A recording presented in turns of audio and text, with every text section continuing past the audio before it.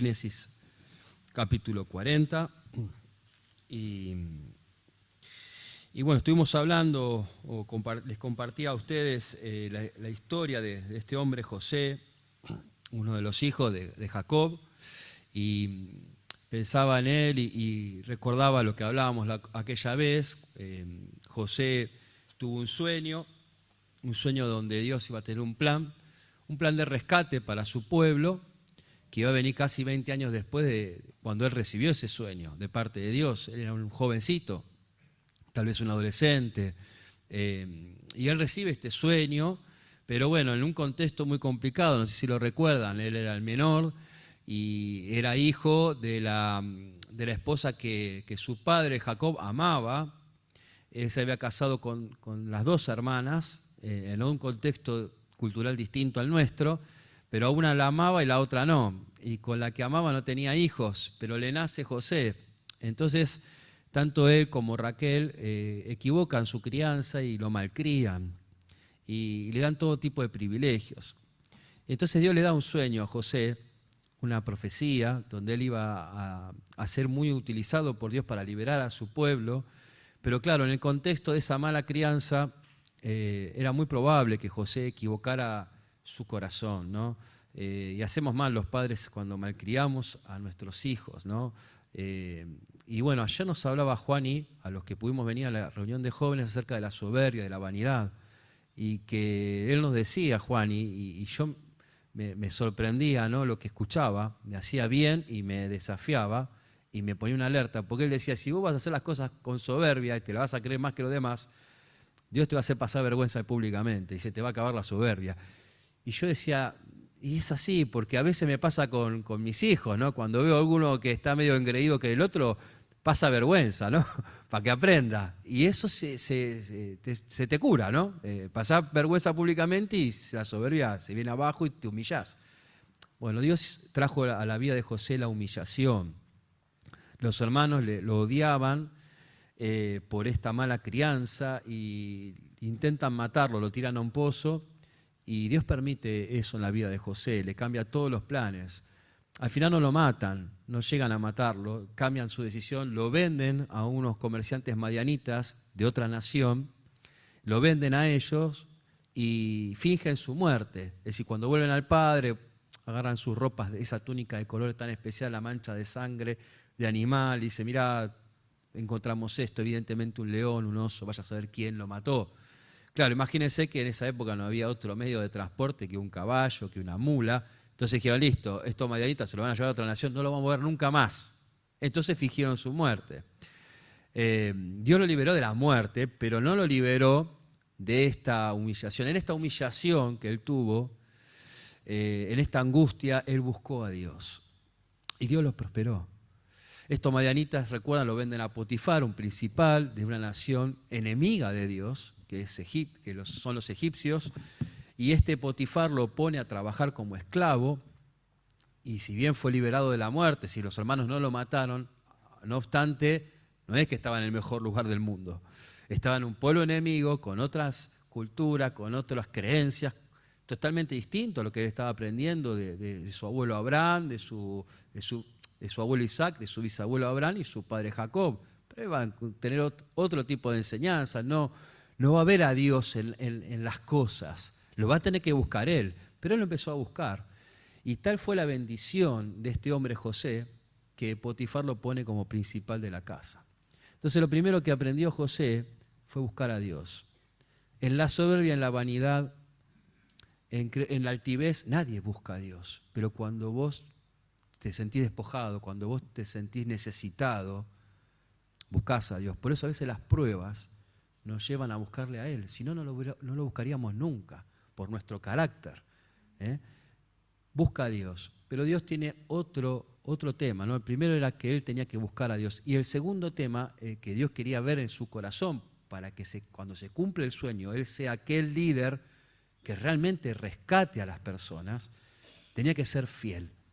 Y entonces va a probar su fidelidad. ¿Se acuerdan? Con la esposa de Potifar, ella lo codiciaba todos los días y él se negaba todos los días. Hasta que un día ella dijo, basta, preparó el salón, quedaron solos y acá vos vas a querer tener intimidad conmigo.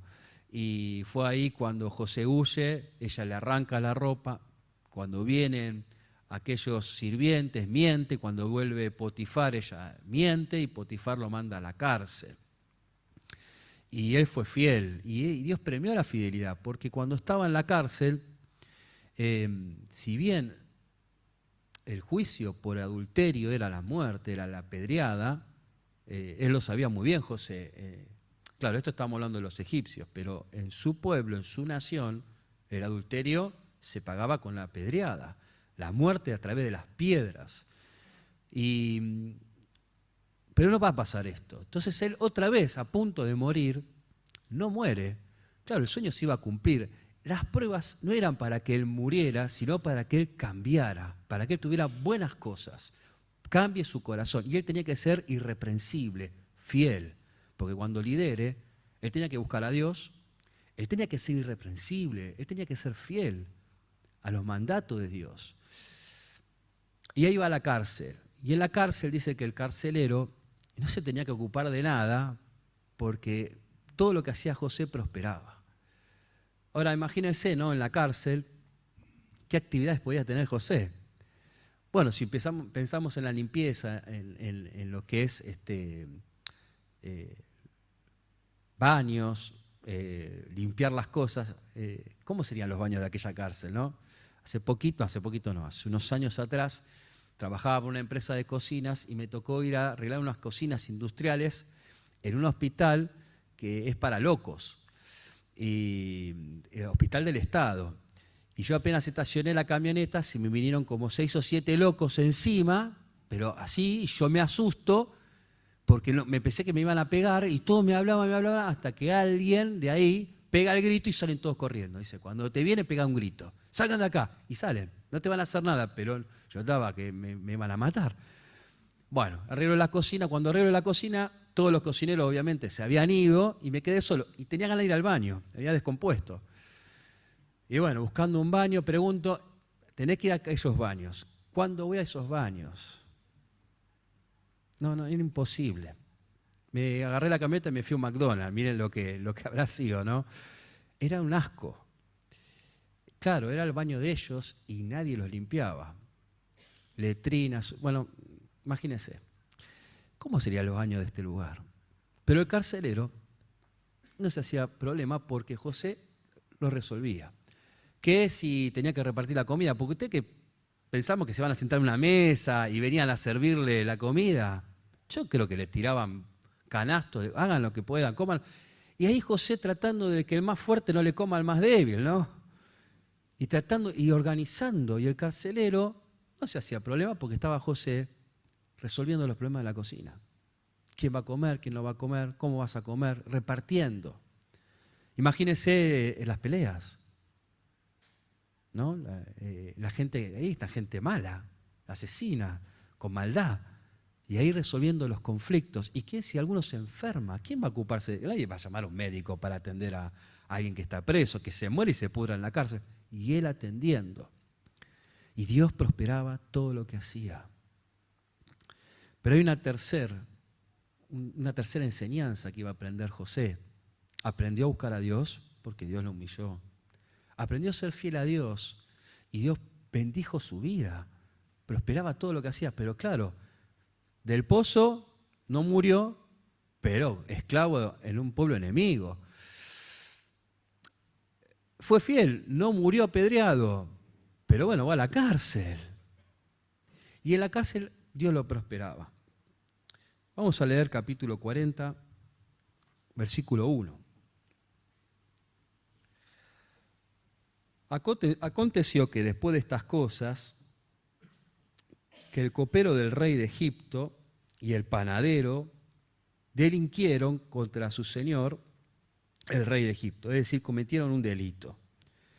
Y se enojó Faraón contra sus 2 oficiales, contra el jefe de los coperos y contra el jefe de los panaderos. Y los puso en prisión en la casa del capitán de la guardia, en la cárcel donde José estaba preso. Y el capitán de la guardia encargó a ellos a José, y él les servía, y estuvieron días en la prisión. Ambos, el copero y el panadero del rey de Egipto, que estaban arrestados en la prisión, tuvieron un sueño. Cada uno su propio sueño en una misma noche, cada uno con su propio significado. Vino a ellos José por la mañana y los miró, y he aquí que estaban tristes. Y les preguntó a aquellos oficiales de Faraón que estaban con él en la prisión de la casa del Señor, diciendo: ¿por qué padecen hoy mal vuestros semblantes? Ellos le dijeron: hemos tenido un sueño y no hay quien los interprete. Entonces les dijo José: ¿no son de Dios las interpretaciones? Contádmelo ahora. Entonces el jefe de los coperos contó su sueño a José y le dijo: yo soñaba que veía una vid delante de mí y en la vid 3 sarmientos. Y ella como que brotaba y arrojaba su flor, viniendo a madurar sus racimos de uvas. Y que la copa de Faraón estaba en mi mano, y tomaba yo las uvas y las exprimía en la copa de Faraón, y daba yo la copa en su mano de Faraón. Y les dijo José: esta es su interpretación. Los 3 sarmientos son 3 días. Y al cabo de 3 días levantará Faraón tu cabeza y te restituirá a tu puesto, y darás la copa a Faraón en su mano, como solías hacerlo cuando eras su copero. Acuérdate pues de mí cuando tengas este bien, y te ruego que uses conmigo de misericordia, y hagas mención a mí, a Faraón, y me saques de esta casa.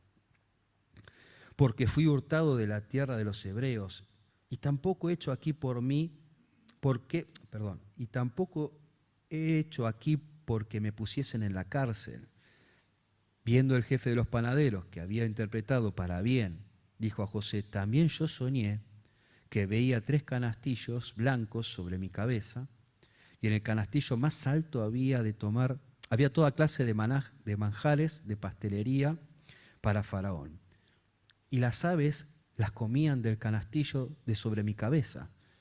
Entonces respondió José y le dijo: esta es su interpretación.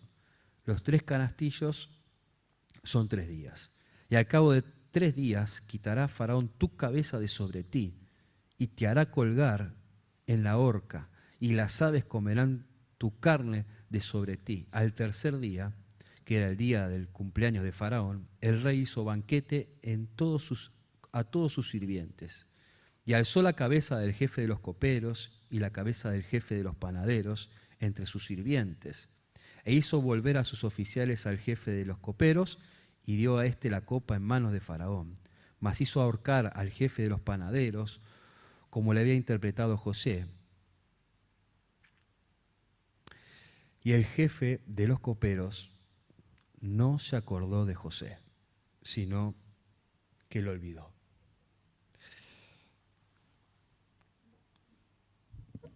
Yo pensaba, mis hermanos, que en un texto de la palabra de Dios. En Proverbios capítulo 13, versículo 12 dice: la esperanza que se demora es tormento del corazón, pero árbol de vida es el deseo cumplido. Mientras José está en la cárcel y uno dice: Señor, te busqué de todo corazón, volví a estar contigo, aquel Dios de Abraham, aquel Dios de Isaac, aquel Dios de Jacob, hoy es Dios de José. Toda una adolescencia por ahí costaba esta relación a partir del pozo, de la venta, de la esclavitud. Yo hoy estoy contigo, hoy te abrazo en la fe. Vino la tentación, Señor, te fui fiel. Sin embargo, estoy preso. Estoy ayudando a los presos. Algunos los saco de su enfermedad, otros los acompaño en su muerte. No están solos. Y vos me ayudás. Y todo lo que hago prospera. Y alguno tiene un consejo y yo se lo doy, lo aliento. Y aquel no está comiendo porque es un hombre grande y los otros son más fuertes y comen el doble. Pero ahora yo reparto la comida con justicia y vos me ayudás. Y así prospero. Y mientras está José pensando y pensando, Dios, por otro lado, en la corte de Faraón, en el seno del Faraón, está pasando otra cosa que tiene que ver con José. Y ahí está el panadero, el copero, que hacen delinquen contra Faraón, algo hicieron, algún delito, y Faraón lo mete en la cárcel, y ese episodio se conecta con José. Dios, aunque José no lo sabe, no está viendo lo que está pasando, no sabe lo que está pasando, Dios empieza a resolver un montón de situaciones de José. Entonces está pasando esto paralelo, pero tiene que ver con José. Y ahí vienen estos dos que caen presos y dice que el carcelero los pone al cuidado de José. Y ahí está José sirviéndoles de manera especial. De manera especial, se ve que ya estaba el juicio para con ellos en días. Y ahí está José sirviéndoles. Y los ve tristes. ¿Cuántos problemas tenía José? ¿Cuántos problemas tenía José? ¿Cuántas angustias? Sin embargo, él podía ver el rostro de otro y compadecerse. Pero estás en la cárcel. Y justamente te quisieron matar tus hermanos, y justamente te vendieron, y justamente estás preso, y podés ver la situación del otro y compadecerte. ¿Qué les pasa? ¿Por qué están tristes? Tuvimos un sueño estamos perturbados y no tenemos quien lo interprete. Y ahí los objetivos se van cumpliendo. ¿No son de Dios? Yo estoy con Dios. Mis hermanos, cuando vos pasás pruebas, duras pruebas, y estás con Dios, y sos fiel a Dios, atrás hay un propósito. ¿Qué tiene que ver con vos? Claro que tiene que ver con vos, pero también tiene que ver con otros, a los cuales Dios quiere bendecir. Y José no era rebelde a la prueba, no estaba enojado con Dios, los buscó, aceptó la prueba. Bueno, será así. Y fue fiel. Y estaba cerca del Señor. Y él empezó a ser usado por Dios. Y de golpe, en el corazón de José, imagínense si él seguía en aquella crianza, ¿no? Ropa especial, comida especial, ¿no? Una jerarquía en el trabajo especial. Él decía quién, que sí, que no. Este trabaja bien, este no. Dios le cambió el corazón. Ahora tiene un corazón que va a ayudar al otro, pero vos tenés 1000 problemas, no importa, vio el rostro, ¿qué necesitan? Yo tengo la solución de parte de Dios. Y ahí está José, y les interpreta los sueños. Ahora José dice la verdad. A uno el sueño le decía, bueno, te va a ir bien. No lo dice el texto, posiblemente el culpable de ese delito era el del panadero, me parece, no lo dice el texto, pero pareciera. Entonces al copero te va a ir bien, le interpreta el sueño. Y el copero, imagínense, la alegría, pero aparte era una interpretación del dicho al hecho, bueno, hay un trecho, ¿no? Pero se ve que Dios estaba con José y lo que dijo, bueno, lo creyó. Tal fue así, y tal el panadero vio la alegría del copero y dijo, esto es verdad, te cuento el mío. Bueno, estás en el horno, panadero. Y se lo dijo, le dijo la verdad. Y hay que tener un coraje, ¿no? Porque estás en la cárcel y ya está, el panadero ya se la ve.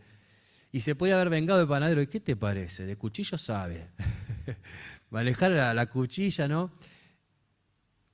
Y le dijo la verdad. Y parte de ser alguien usado por Dios, a veces es decir la verdad, aunque duela, pero hay que decirla. Y pasó, 3 días después, estos dos fueron al faraón y uno fue levantado y restituido y el otro fue colgado. Pero ¿se acuerdan lo que le había dicho a José, al copero? Acordate. Cuando esto pase, acordate de mí. ¿Pero por qué me acuerdo de vos? Bueno, más allá de porque te interpreté el sueño, porque acá me tiraron yo no hice nada para estar acá. Injustamente, no hice el delito que dijeron. No, ¿entendés? Yo soy inocente. Y yo creo que el copero y el panadero y quienes estaban ahí le creían a José de que era inocente. ¿Por qué? Porque estaba Dios con él. Y un hombre que es tan bendecido por Dios, ¿cómo va a mentir sobre esto? ¿Cómo va a mentir? Y ahí está José, acordate de mí. Y hay una esperanza en José, en pedir este favor, porque José sabe que esto va a pasar. Y yo pienso en José, digo, bueno, bárbaro, ahora este copero va a estar con Faraón, le va a hablar, ¿y yo qué va a pasar? Voy a salir. ¿Pero qué dijo el texto? ¿Qué pasó? Se olvidó. Se olvidó. Esperanza que se tarda es tormento del corazón. ¿Y cuánto pudo haber esperado José? Capítulo 41. Aconteció que pasaron 2 años. ¿No? Teléfono en la cárcel. Che, pasame con el copero. No lo atendía el copero. WhatsApp, el visto, le clavaba al copero. No, la bronca, ¿no? La bronca. Por ahí salía uno. Che, ¿viste el copero? Che, ¿cuánto fue? Hace 6 meses. Decirle que se acuerde. Sí, yo le voy a decir. ¿No? ¿Vos cómo estarías? Pero va a pasar algo en el corazón de este hombre. ¿Por qué tiene que vivir esto? ¿No? ¿Por qué? La pregunta siempre es ¿por qué? ¿Para qué, Dios? ¿Para qué? Hay un texto, Romanos 15:4, y es una interpretación mía, mis hermanos. 15:4 dice así: porque las cosas que se escribieron antes para nuestra enseñanza se escribieron, a fin de que por la paciencia y la consolación de las Escrituras tengamos ¿qué cosa? Esperanza. ¿Quién produce esperanza? Las Escrituras. ¿Cómo hizo este hombre para tener esperanza? ¿De dónde nace la esperanza de este hombre?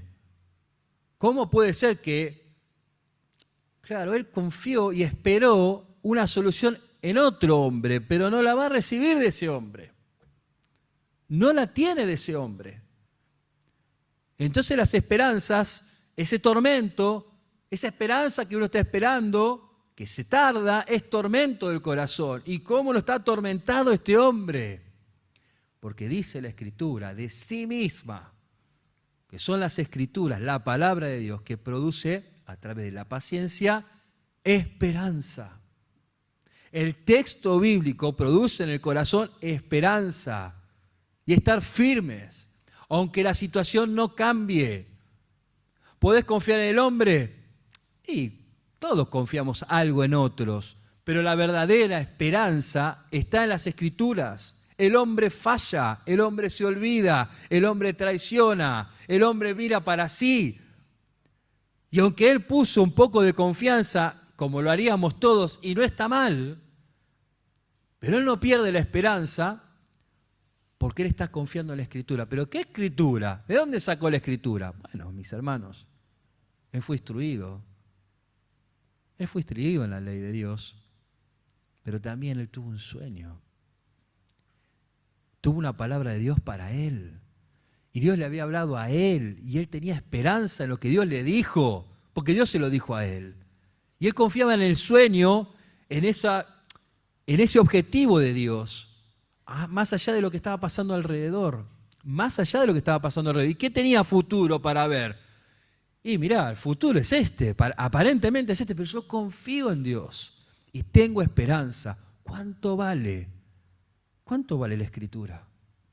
¿Cuánto aprecio, mis hermanos, tiene que tener la Escritura en tu corazón para que realmente tengas esperanza? Porque un día puede ser que Dios permita un tiempo de noche, que Dios permita un montón de pruebas.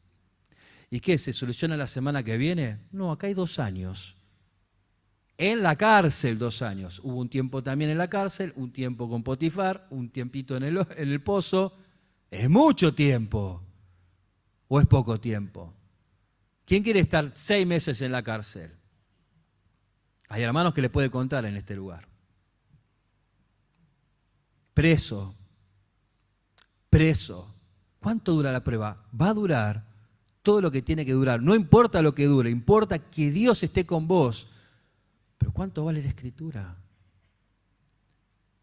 ¿Qué problema para tu fe cuando esto lo corres a un costado y confías en el hombre, en los dichos del hombre, en los dichos del hombre de este mundo?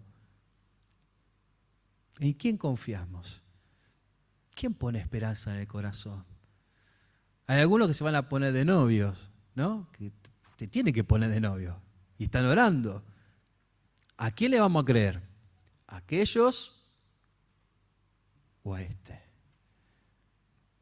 Hay algunos que están criando hijos. ¿Cómo los vamos a criar? ¿Como dicen allá o como dice acá? Y así, mis hermanos, esta Escritura trae esperanza, trae esperanza. Y esto es lo que va a aprender José, a tener una esperanza firme, firme en el Señor. ¿Quién lo produce? La Escritura. Confiar en lo que está escrito. Ahora seguimos leyendo. Aconteció que pasados 2 años tuvo Faraón un sueño. Le parecía que estaba junto al río y que el río subían 7 vacas hermosas a la vista, muy gordas, y pacían en el prado. Y que tras ellas subían del río otras 7 vacas de feo aspecto y enjustas de carne, y se pararon cerca de las vacas hermosas a la orilla del río. Y que las vacas del feo aspecto y enjuntas de carne devoraban a las 7 vacas hermosas y muy gordas, y despertó Faraón. Se durmió de nuevo y soñó la segunda vez que 7 espigas llenas y hermosas crecían en una sola caña, y que después de ellas salían otras 7 espigas menudas y abatidas del viento solano. Y las 7 espigas menudas devoraban a las 7 espigas gruesas y llenas. Y despertó Faraón. Y aquí que era un sueño. Sucedió que por la mañana estaba agitado su espíritu, y envió e hizo llamar a todos los magos de Egipto y a todos sus sabios, y les contó Faraón sus sueños, mas no había quien los pudiese interpretar a Faraón. Entonces el jefe de los coperos habló a Faraón diciendo: me acuerdo hoy de mis faltas, cuando Faraón se enojó contra su siervo, nos echó a la prisión de la casa de capitán de la guardia del jefe de los panaderos. Y él y yo tuvimos un sueño en la misma noche, y cada uno soñó su propio significado. Estaba allí con nosotros un joven hebreo, siervo del capitán de la guardia, y se lo contamos. Y él nos interpretó nuestro sueño y declaró a cada uno conforme a su sueño. Aconteció que como él nos los interpretó, así fue. Yo fui restablecido en mi puesto y el otro fue colgado. Entonces Faraón envió y llamó a José, y lo sacaron apresuradamente de la cárcel, y se afeitó y mudó sus vestidos y vino a Faraón. Lo prepararon porque así estaban los egipcios, ¿no? Tenía que estar así preparado delante de Faraón. Y dijo Faraón a José: yo he tenido un sueño y no hay quien lo interprete, mas he oído decir de ti que oyes sueños para interpretarlos. Respondió José a Faraón diciendo: no está en mí.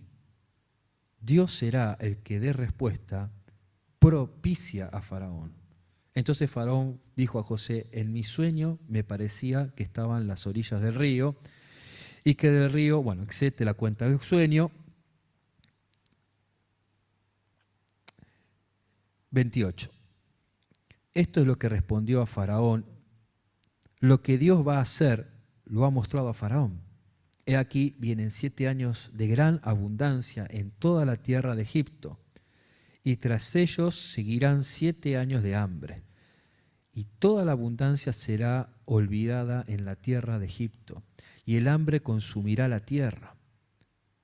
Y aquella abundancia no se echará de ver a causa del hambre siguiente, la cual será gravísima. Y al suceder el sueño de Faraón 2 veces, significa que la cosa es firme de parte de Dios y que Dios se apresurará a hacerla. Por tanto, provéase ahora a Faraón de un varón prudente y sabio, y póngalo sobre la tierra de Egipto, Haga esto Faraón y ponga gobernadores sobre el país y quite la tierra de Egipto en los 7 años de la abundancia y junte toda la provisión de estos buenos años que vienen y recojan el trigo bajo la mano de Faraón para el mantenimiento de las ciudades y guárdenlo. Y esté aquella provisión en depósitos para el país, para que los 7 años de hambre que habrá en la tierra de Egipto y el país no perecerá de hambre. La palabra de Dios produce esperanza y la palabra de Dios produce paz. Dice el Salmo 119 que la palabra de Dios nos vivifica, sus mandamientos nos vivifican.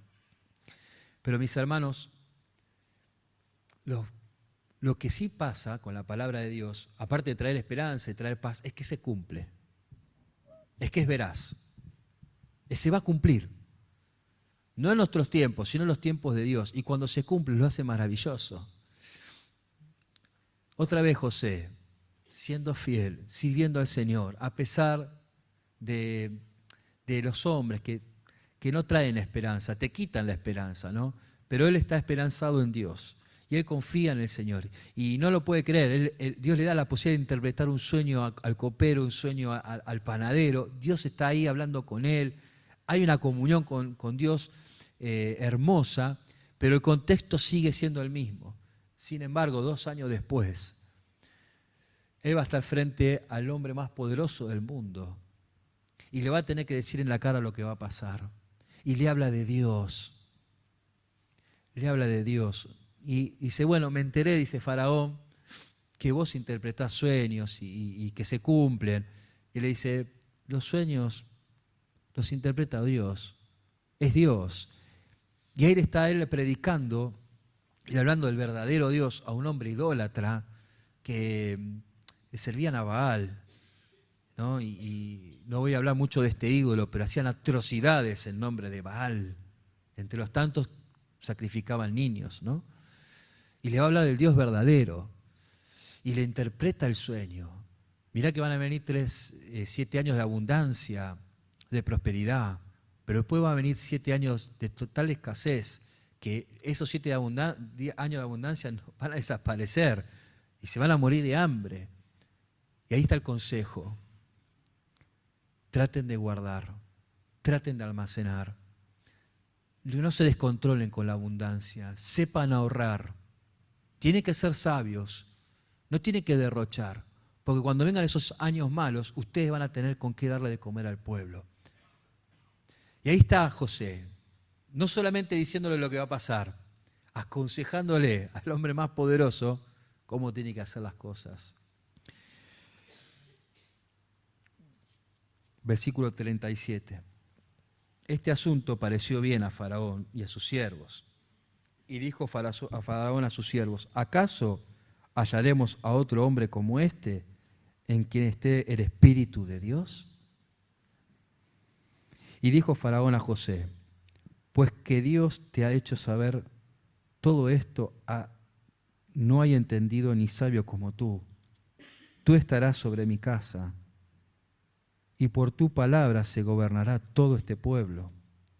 Solamente en el trono seré yo mayor que tú. Dijo además Faraón a José, he aquí, yo te he puesto sobre toda la tierra de Egipto. Entonces Faraón quitó su anillo de su mano y lo puso en la mano de José, y lo hizo vestir de ropas de lino finísimo, y puso un collar de oro en su cuello, y lo hizo subir en su segundo carro, y pregonaban delante de él doblar las rodillas, y lo puso sobre toda la tierra de Egipto. Y dijo Faraón a José, yo soy Faraón, y sin ti ninguno alzará su mano ni su pie en toda la tierra de Egipto. Y llamó Faraón el nombre de José Safnat Paneah, y dio por mujer a Senat, hija de Potifera, sacerdote de On, y salió José por toda la tierra de Egipto. Y era José de 30 años cuando fue presentado delante de Faraón, rey de Egipto. Y salió José delante de Faraón y recorrió la tierra de Egipto. Ya se está por cumplir el sueño. ya Dios está dándole sentido a tantos problemas, ¿no? A tantas agarradas de cabeza, a tantos enojos, a tanta furia, tanto dolor, tanto sacrificio. Pero vale la pena, mis hermanos. Vale la pena poder poner el nombre de Dios y glorificar su nombre en lugares donde nunca hubiera sido su nombre glorificado. Lo hizo con este pibe, este hebreo, este muchacho, a quien Dios le cambió el corazón. Dios le cambió el corazón y lo hizo predicarle a una nación que está perdida, hablándole del Dios verdadero. Y Faraón, por boca de él, el Dios tuyo. ¿Quién como José que tiene este Dios? No hay sabio, no hay mago, no hay quien esté a la altura de este hombre que tiene a este Dios. Mis hermanos, somos llamados a glorificarle. Pero ¿cómo vas a poder soportar las pruebas? ¿Cómo vas a poder soportar tal vez un tiempo prolongado? Pues vos querés, y los martes oramos para que se termine, ¿o no? ¿Para qué oramos los martes? Y para que esta prueba acabe, para que esta enfermedad se termine, ¿no? ¿Y cuándo? Mañana, para eso oramos, para que mañana. Pero mis hermanos, Dios tiene a veces otros planes.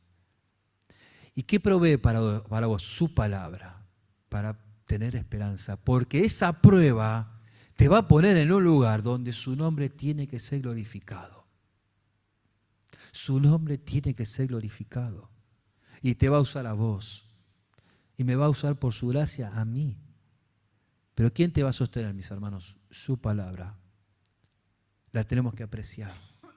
Ella nos salva, nos da esperanza, nos hace confiar aun cuando el alrededor, ¿no? Es horrible, es difícil.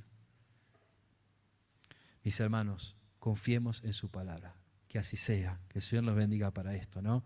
Reflexiones sencillas, pero que esta historia de alguna manera se meta en nosotros, ¿no?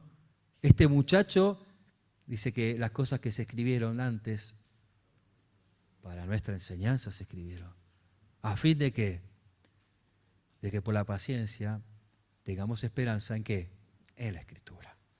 Así que mis hermanos, esto es para nosotros, para tener esperanza. Nos ponemos de pie, oramos y desayunamos juntos. Padre Celestial, gracias por tu palabra. Bendito seas por ser un Dios real. Señor, en aquella época hablabas por sueños, hoy leemos tu libro y hablas al corazón nuestro, Señor. Dice tu palabra que entremos con confianza al trono de la gracia. Jesucristo es este camino. Padre, tenemos libertad para estar en tu presencia, para escuchar tu palabra, meditar en ella, llenarnos el corazón, tener esperanza. Padre, ayúdanos a no menospreciarla, a no correrla de nuestra vida, a no escuchar el consejo del mundo, Señor, que lo único que trae es desesperanza porque está perdido, Señor. Tenemos esta bendición en nuestra mano, Señor. Ayúdanos a apreciar tu ley, que todo el día sea nuestra meditación. Seremos como árbol plantado junto a aguas, donde el árbol crece, su hoja no cae. Así seremos prosperados en todas las cosas y en medio de las pruebas que tienen su significado, Señor, su propósito. Tenemos pruebas, tenemos luchas, tenemos enfermedades, tenemos muchas veces tiempos de escasez, pero porque tú tienes un propósito de bendición. Pero ayúdanos a confiar en tu libro, porque tú estás con nosotros. Ayúdanos a confiar en ti, porque tu nombre ha de ser glorificado. Y Señor, quisiéramos, como la historia de este hombre, que sea también para nosotros, para esta congregación, que tu nombre sea glorificado en medio nuestro, donde tú nos pongas, Señor. Somos un cuerpo, donde tú nos vas a colocar en este país, con estas crisis, con estas circunstancias, situaciones, con esta sociedad, Señor, para hacer que tu nombre sea glorificado, Padre. Ayúdanos a ser así, para no estar dormidos, para no estar ausentes, Padre, para no perder el tiempo. Señor, gracias por tu palabra. También queremos pedirte en esta hora, Señor, que bendigas a Omar, a Fernando, a los hermanos que están sirviéndote en la costa, y bendiga su regreso. También bendice el viaje de nuestras hermanas, Padre, a Mar del Plata, guíales. Te rogamos por Arnold, Señor, nuevamente.